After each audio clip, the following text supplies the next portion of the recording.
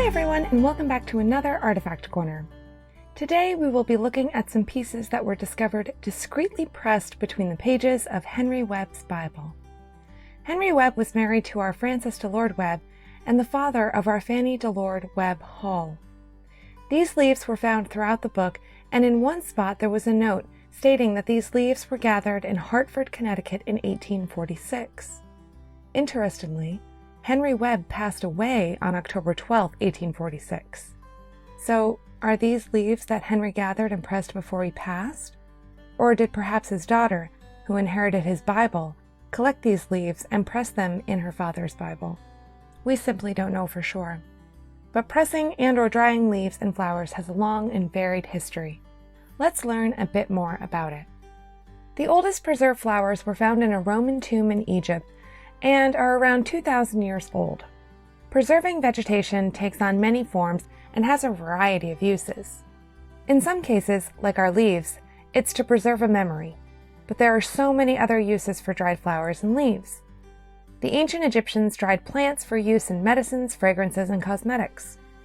The Romans are responsible for bringing dried wreaths and garlands into common use. It became a tradition in both Greek and Roman society to bestow wreaths or garlands to politicians, athletes, poets, and even victorious warriors. Crowns of leaves and dried flowers were worn on the heads of state, much like metal and jeweled crowns are worn today. Different plants held different significance, and each had its own meaning. A dried bay laurel was considered the highest honor, and an olive wreath was used to symbolize peace. That's where we get the phrase, extending an olive branch, from. It was a literal symbol of peace in antiquity. In medieval Europe, herb gardens were ubiquitous, and dried herbs were very important in everyday life. Churches would scatter their floors with dried lavender, which was thought to ward off evil. In reality, dried lavender can ward off pests, and therefore was keeping any illnesses they might bring at bay. So, even though people in the Middle Ages didn't quite understand the science behind this practice, the idea was still sound. The Victorians were very passionate about flowers. They created a whole language around them, and sending flowers was basically a dialogue. A yellow pansy meant that the sender was thinking of you.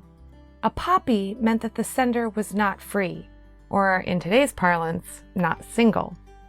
A white rose was a flat-out rejection from the sender, while a red rose, or red tulip, was a declaration of love. A Canterbury bluebell meant that your letter had been received. A yellow mackerel meant to expect a visit soon. A red fuchsia meant the sender thought you had excellent taste. So what do you do with an important or special flower that you want to preserve? Well, you can dry it or press it in the pages of your favorite book. Pressing a flower is very easy, and you almost guaranteed already have everything you need. If you have a beautiful flower or leaf you'd like to preserve, grab a book and some wax paper or parchment paper. You don't necessarily need the wax paper for this to work. It's mostly to protect the pages of your book. Find a good spot in the middle to the end of the book and arrange the flower or leaves the way you'd like them to be preserved. Put it in, close the book, and you're done. In about 2 weeks, it will be sufficiently dried and your flower or leaf is preserved. The color will last for anywhere between 5 to 10 years. Many Victorians would keep their pressed flowers or leaves next to a special passage or chapter in a book they adored, kind of like a bookmark.